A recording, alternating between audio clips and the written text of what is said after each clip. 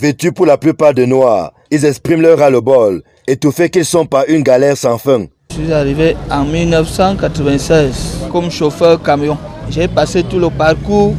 Regardez dans cet état que je suis en train d'aller en retraite aveugle, comme vous me voyez là. J'ai même fait un dossier que je devais me faire opérer encore. Une autre opération en dehors des yeux. Il n'y a pas l'argent. C'est au quartier que j'aurai l'argent pour me faire opérer ou bien pour me faire soigner. Le véritable problème, c'est que depuis plus de 20 ans, le Marjeni passe de difficulté en difficulté. Nous avons des dettes sociales depuis plus de 22 ans, pourtant coupées à la source, mais non reversées à la CNPS. Ce qui fait que nos camarades qui partent en retraite n'ont pas la possibilité de rentrer dans leurs droits.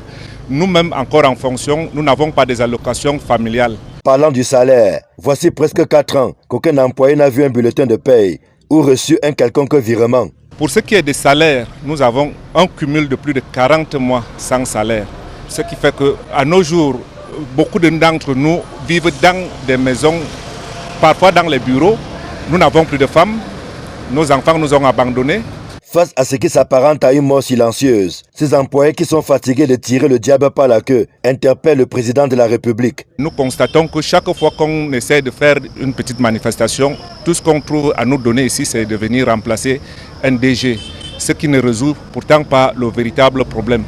Nous croyons que le problème est ailleurs, que le président de la République nous vienne en aide afin que nous sortons de cette précarité. Nous avons déjà tout perdu, même la dignité humaine, nous n'en avons plus. Et nous mourons chaque jour. Hier encore, on a perdu un de nos collègues. Faute de moyens de se faire opérer, il est mort à la maison. Ce n'est pas la première fois que le personnel du Marjeni observe un mouvement d'humeur. Sa transformation en entreprise publique de BTP avait laissé penser qu'un vent favorable soufflerait dans la maison. Que non, elle est constamment sous perfusion et frôle aujourd'hui la mort.